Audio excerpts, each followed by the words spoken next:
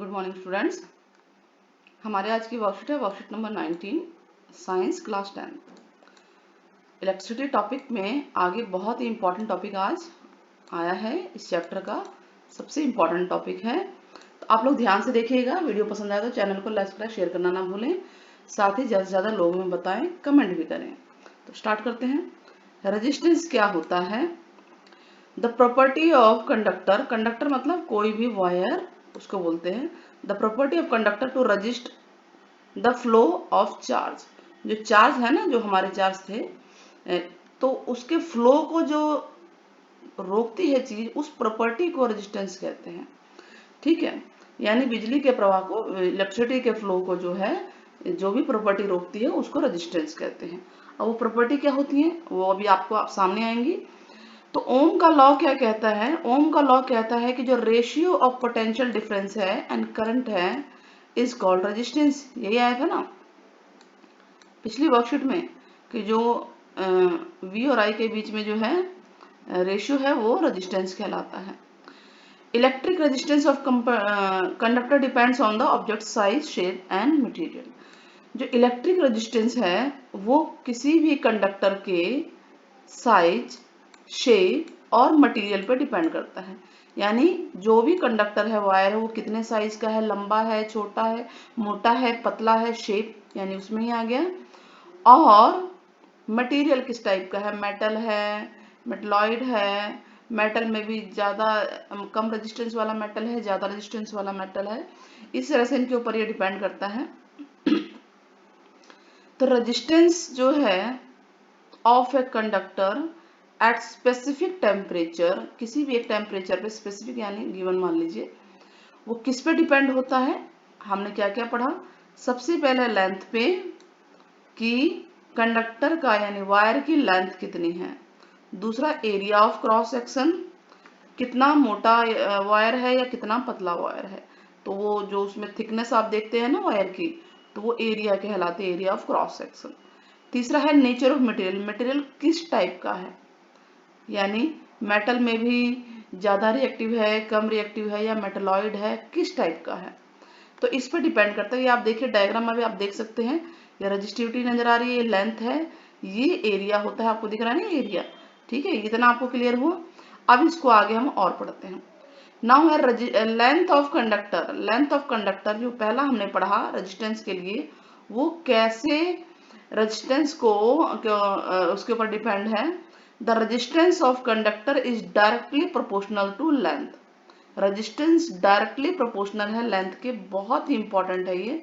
इसका मतलब ये है कि कोई भी वायर जितना लंबा होगा रेजिस्टेंस उतना ज्यादा होगा, और जितना छोटा वायर होगा रेजिस्टेंस उतना कम होगा। देखिए छोटे वायर में बिजली जल्दी पार हो जाती है, पहुंच जाती है अपने डेस्टिनेशन तक, लेकिन लंबे वायर में उसको डिस्टेंस कवर करनी पड़ती है ना।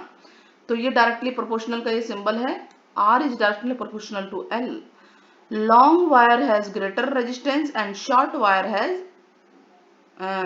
शॉर्ट कम रेजिस्टेंस होता है, उसका लेस रेजिस्टेंस होता है देन लॉन्ग वायर। इतना क्लियर है। नाउ एरिया आया था हमारा, एरिया ऑफ क्रॉस सेक्शन, यानी कि कितना मोटा तार है, कितना पतला तार है। तो resistance of conductor is inversely proportional to the area of cross section. ये इसका सिंबल है। इसका मतलब ये है, सिंपल सा मीनिंग, सरल मीनिंग है, कि जितना मोटा वायर होगा, थिक होगा, लेस रेजिस्टेंस होगा उसका। इनवर्स का मतलब ये होगा कि ये अगर एरिया यानी मोटा वायर है तो रेजिस्टेंस कम हो जाएगा, और अगर पतला वायर है तो रेजिस्टेंस ज्यादा होगा। इसीलिए हमारे घरों में हाई पावर, जिसे बोलते हैं ना, हाई पावर की तार लगाई है, तो तारें मोटी लगाई जाती है। जहाँ पे हाई पावर चाहिए होती है इलेक्ट्रिसिटी, इसलिए तार मोटी लगती है, क्योंकि उसका एरिया यानी मोटाई जो है बहुत ज्यादा हो जाती है। और जब वो ज्यादा हो जाती है तो रेजिस्टेंस को कम रोकती है, और बिजली जो है हमारे को मिलती है। पतले तार देखिए छोटी छोटी जगहों पे लगाए जाते हैं। Now nature of material of the conductor, यानी जो कंडक्टर यानी जो वायर यूज कर रहे हैं वो किस टाइप का है। इंसुलेटर का रेजिस्टेंस ज्यादा होता है देन कंडक्टर से। इंसुलेटर और कंडक्टर क्या होते हैं? कंडक्टर वो होते हैं जो अपने में से विद्युत को यानी इलेक्ट्रिसिटी को पास होने देते हैं, और इंसुलेटर वो होते हैं जिनमें से इलेक्ट्रिसिटी पास नहीं होती। ये तो हमने छोटी क्लासेस में भी पढ़ा है। ठीक है। तो रेजिस्टेंस इंसुलेटर लिखा नहीं, resistance of insulator is more than resistance of conductor. यानी जो कंडक्टर होते हैं, जो अपने में से इलेक्ट्रिसिटी को गो थ्रू करने देते हैं, उनका रेजिस्टेंस क्या होता है, कम होता है, और जो इंसुलेटर होते हैं उनका रेजिस्टेंस ज्यादा होता है। ये 3 पॉइंट समझ में आ गए। तीसरा देखिए टेम्परेचर पे भी है, temperature of the material, material का टेम्परेचर कैसा है। रेजिस्टेंस इंक्रीजेज विथ टेम्परेचर, अगर टेम्परेचर बढ़ेगा तो रेजिस्टेंस बढ़ेगा, ठीक है, टेम्परेचर कम होगा तो रेजिस्टेंस भी कम होगा। अ कोल्ड फिलामेंट बता रहा है, ये जो फिलामेंट होता है हैज लेस रेजिस्टेंस, अगर वो ठंडा है तो कोल्ड वाला है तो रेजिस्टेंस कम है बजाय कि हॉट फिलामेंट के। The higher temperature results in higher resistance, जितना ज्यादा टेम्परेचर होगा उतना ज्यादा रेजिस्टेंस होगा। तो मेनली हमें अभी तक इस वर्कशीट में मेन मोटी बातें जो समझ में आई हैं, रेजिस्टेंस में 4 चीजों पर डिपेंड करता है, length, area of cross section और नेचर ऑफ मटेरियल, और चौथा है टेम्परेचर। अब क्वेश्चंस में कई बार होगा कि टेम्परेचर आपका फिक्स है, स्पेसिफिक है, तो इसको नहीं लिया था, लेकिन ये 3 मेन इंपॉर्टेंट है, length of conductor, area of, ठीक है, और नेचर ऑफ कंडक्टर, ठीक है। इससे हमें क्या निकल के आया, R is directly proportional to L, यानी resistance is directly proportional to L, मतलब कि लेंथ बढ़ेगी तो रेजिस्टेंस बढ़ेगा, लेंथ घटेगी तो रेजिस्टेंस घटेगा। चलिए इस पे और समझते हैं, अगर लेंथ डबल हो जाए तो रेजिस्टेंस कितना होगा, डबल होगा। लेंथ अगर हाफ हो जाए तो रेजिस्टेंस कितना होगा, हाफ होगा। क्लियर हुआ। लेंथ अगर ट्रिपल हो जाती है तो रेजिस्टेंस कितना होगा, ट्रिपल होगा। तो इस तरह से न्यूमेरिकल क्वेश्चन भी आ सकता है। नाउ रेजिस्टेंस जो है इनवर्सली प्रोपोर्शनल है, इसका मतलब है एरिया ऑफ कंडक्टर के, मतलब कंडक्टर जो है, वायर जो है, जितना मोटा होगा रेजिस्टेंस उतना कम होगा, और वायर जितना पतला होगा रेजिस्टेंस उतना ज्यादा होगा। चलिए हम एरिया को यहाँ पे अगर डबल कर दें, क्वेश्चन बनता है इफ एरिया इज डबल, अगर एरिया डबल हो गया तो रेजिस्टेंस क्या हो गया, हाफ हो गया ना, 1/2 हो गया, और कम चला गया तो रेजिस्टेंस और कम हो जाएगा। अगर एरिया डबल हुआ तो रेजिस्टेंस हाफ होगा, अगर एरिया हाफ हुआ तो वो 2 ऊपर चला गया, रेजिस्टेंस डबल हो गया। क्लियर हुआ। इस तरह से न्यूमेरिकल बनते हैं।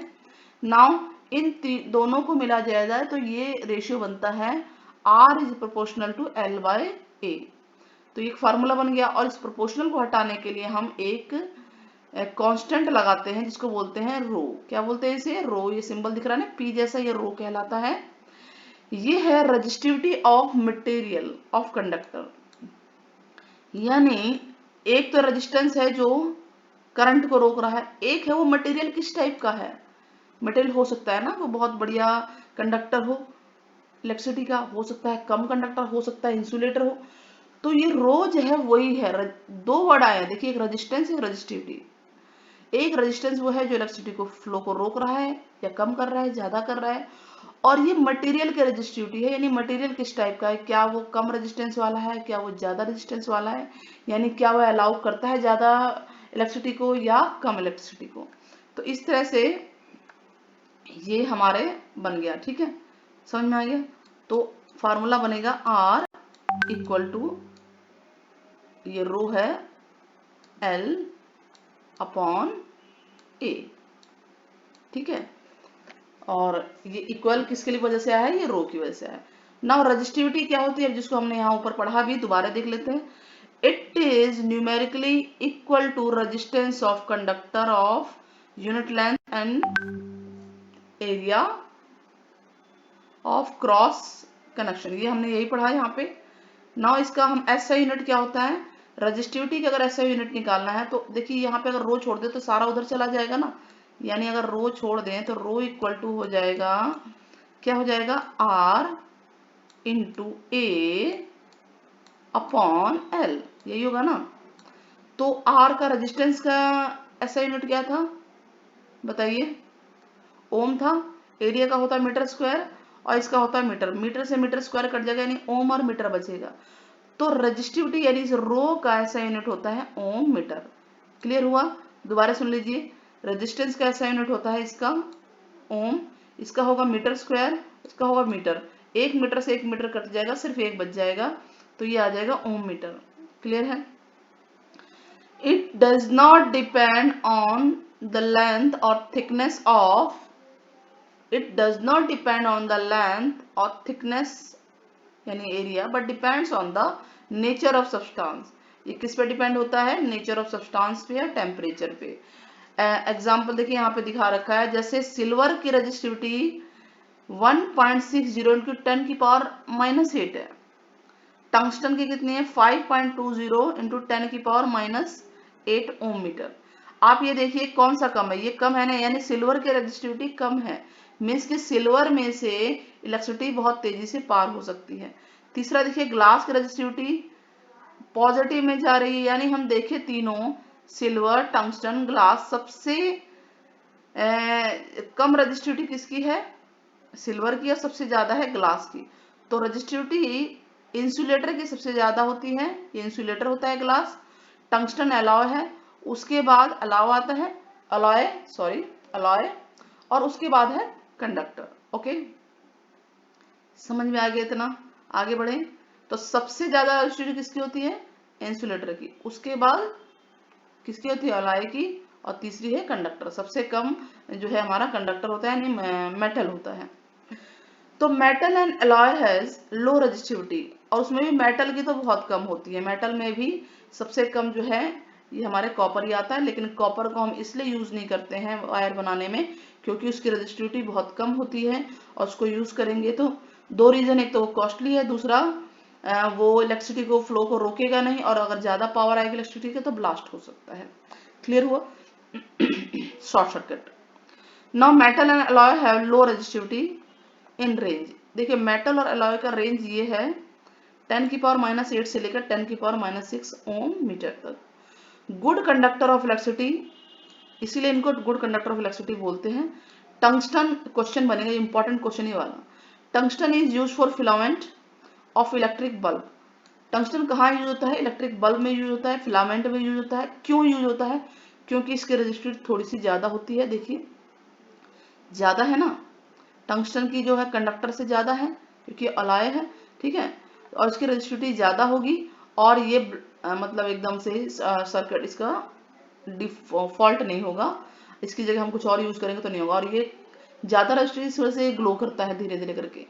ना कॉपर एंड एल्यूमिनियम के जो लाइंस में यूज होता है, वायर्स में यूज होते हैं ना, ज्यादातर यही होते हैं क्योंकि इनकी रेजिस्टेंस कम होती है, और ये सस्ते भी हैं बजाय के एल्यूमिनियम से, और ये ठीक है, बिल्कुल मॉडल है इसके लिए कॉपर वायर बनाने के लिए।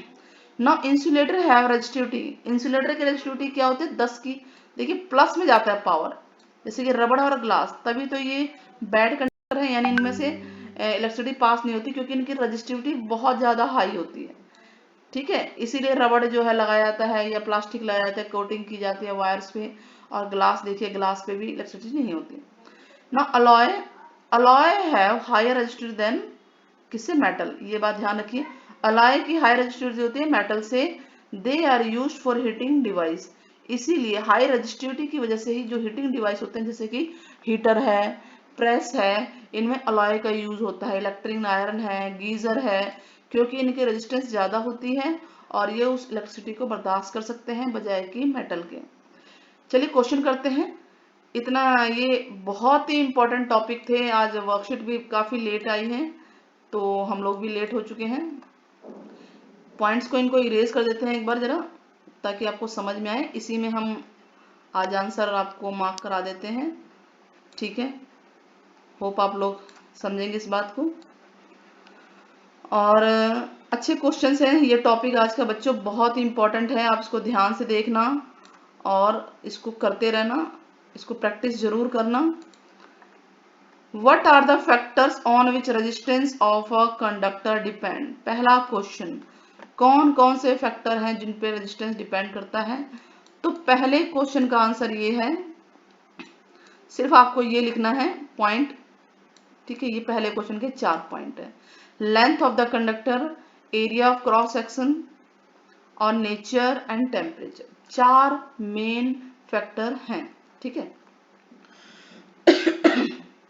नेक्स्ट है wire of length L and resistance R is stretched to get radius. Of crust, जो रेडियस है उसका हाफ हो जाता है, मतलब किसी भी वायर का रेडियस अगर हाफ होगा तो रेजिस्टेंस क्या होगा, आप ये बताइए। हमने यहाँ पढ़ा था रेजिस्टेंस और रेडियस यानी कि एरिया में अपोजिट रिलेशन है। अगर ये हाफ होगा तो रेजिस्टेंस क्या होगा, इसका आंसर बनाएंगे हम। रेजिस्टेंस होगा 1 अपॉन एरिया है ना, 1 अपॉन, यहाँ नीचे आ जाएगा, कितना है, रेडियस हाफ है ना, तो क्या होता है बताइए। पहले एरिया था pi r square, pi r square, अब ये हाफ हो गया, यानी यहाँ पे 1/2 आ गया, बाकी सब तो कट जाएगा, ये 1/2 होगा और ये 1/2 होगा, तो 1/4 हो गया, तो यानी कि यहाँ पर 4 आ गया नीचे, 1/4 आ गया।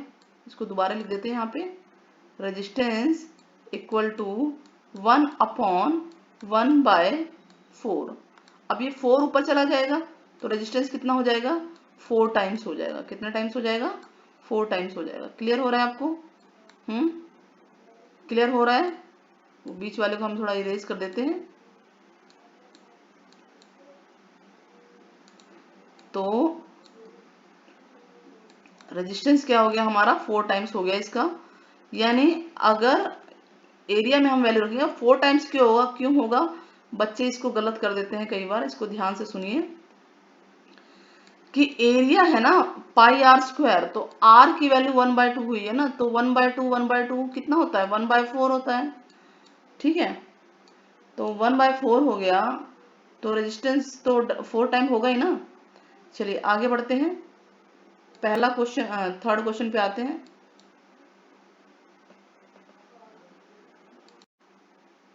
Now wire copper used as connecting wire, third question है ये। तो हम बताएंगे, देखिए कॉपर क्या है, उसकी लो रेजिस्टिविटी होती है, यहाँ पे आप लिख सकते हैं। ठीक है, लो रेजिस्टिविटी होती है, मेटल की जगह कॉपर लिख लीजिए। कॉपर है लो रेजिस्टिविटी, उसकी रेजिस्टिविटी कम होती है, इसीलिए उसको जो हम कनेक्टिव वायर में यूज करते हैं। Now question number 4, what is the resistance of connecting wire. What is the resistance of connecting wire, resistance of connecting wire का क्या रेजिस्टेंस होता है बताइए। तो रेजिस्टिविटी है नहीं हमारी, तो आप इसको आप लिख सकते हैं, तो जो हमने लिखा था रो इक्वल टू हो जाएगा RA/L, तो ये लिख सकते हैं। उसको रेजिस्टिविटी कहते हैं, जो रेजिस्टेंस ऑफ कनेक्टिंग वायर होती है उसको रेजिस्टिविटी कहते हैं। क्या कहते हैं, तो ये हमारा आंसर हो सकता है, क्वेश्चन नंबर 4 का आंसर है ये, और ये क्वेश्चन नंबर 3 का आंसर है। नेक्स्ट है, wire conductors of heating device made of N alloy rather than pure metal. Alloy से ही क्यों बनाए जाते हैं जो हीटिंग डिवाइस के होते हैं, तो हम ये बताएंगे। क्वेश्चन नंबर 5 का आंसर है ये कि alloy have higher resistivity than metal, so they are used in for heating device. तो इस तरह से हमारी सारी वर्कशीट फिनिश होती है। होप आपको ये सारी वर्कशीट समझ में आई होगी, और अगर वीडियो पसंद आई तो प्लीज़ चैनल को सब्सक्राइब करना ना भूलें। कमेंट बॉक्स में ज़रूर बताइएगा आपको कहाँ पे क्या प्रॉब्लम आई है, और जो भी आपको लगता है वीडियो से related. Till then take care, bye bye.